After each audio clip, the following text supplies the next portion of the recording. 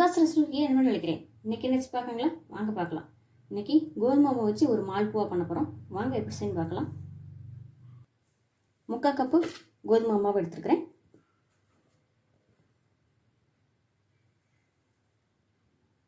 கால் cup வெள்ளை ரவை,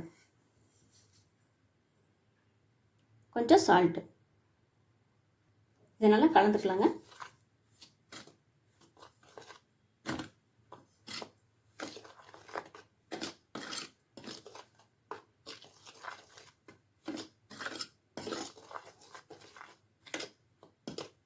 கோதுமை மாவு செஞ்சால் கொஞ்சம் ஹெல்த்தாக இருக்கனால கோதுமை மாவு செய்கிறேன்.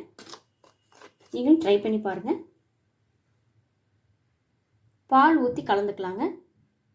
பால் கொஞ்சம் வெது வெதுப்பாக இருக்கணும்.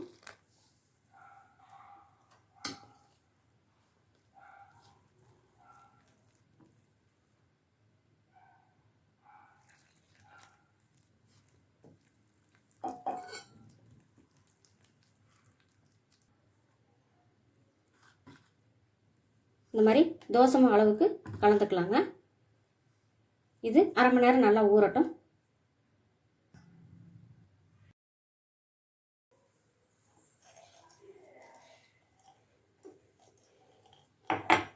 முந்திரி கொஞ்சம் எடுத்துக்கலாம். கொஞ்சம் குறப்பாக அரைச்சி எடுத்துக்கலாம். குறப்பாக அடைச்சாச்சு. இதை கரைச்சி வச்ச மாவில் சேர்த்துக்கலாங்க. மாவில் நல்லா கலந்து விட்டுக்கலாம்.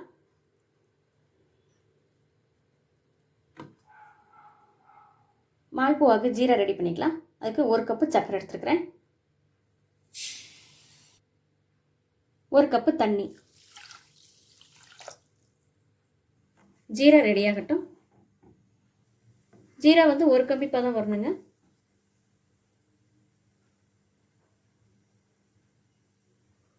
ஒரு கம்பி பதம் வந்துருச்சு. இப்போ இதை எடுத்துடலாம்.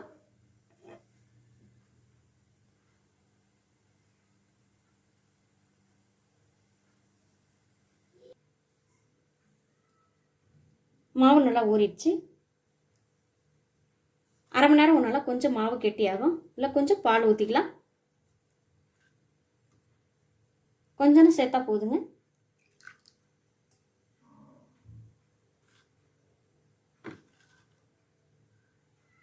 ஒவ்வொரு டைம் எடுக்கும்போது மாவு கலந்து விட்டு எடுத்துக்கலாம்.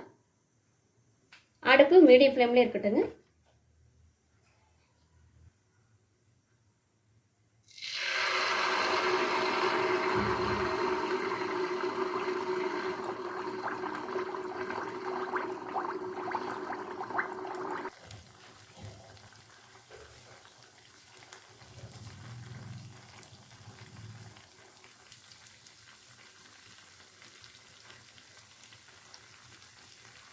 மாவு ஊற்றணுன்னா நம்மளே கரண்டி போட்டு கிண்ட வேணாம். அதுவே மேலே எழுந்து வருங்க. இன்னொரு கண்டு இந்த சைடில் ஊற்றிக்கலாம்.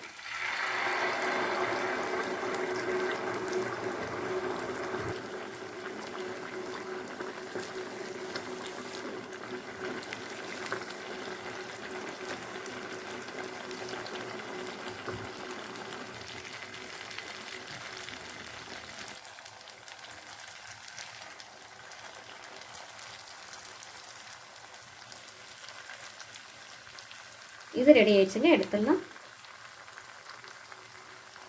இதை ஜீரா போட்டு எடுத்துடலாம்.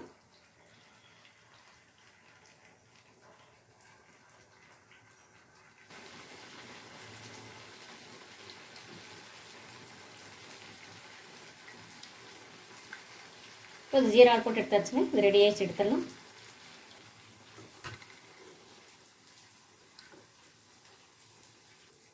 மால்புவா ரெடி ஆயிடுச்சுங்க. செம்ம டேஸ்ட்டாக இருக்கும். நீங்களும் இந்த மாதிரி செஞ்சு பாருங்கள். குழந்தைங்களுக்கு செஞ்சு கொடுங்க. செம்ம டேஸ்ட்டாக ரொம்ப ஜூஸியாக இருக்கும்.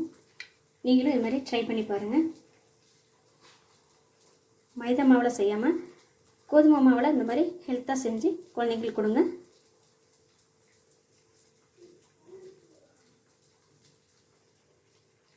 கொஞ்சம் மேலே அரைச்சி முந்திரி பருப்பு கொஞ்சம் வச்சுக்கலாம். நம்ம சேனல் உள்ள எல்லா வீடியோவும் பாருங்கள். சப்ஸ்கிரைப் பண்ணுங்கள். ஷேர் பண்ணுங்கள், லைக் பண்ணுங்கள். சுதா சரஸ்வதியின் சமையல் பார்த்ததுக்கு ரொம்ப நன்றிங்க.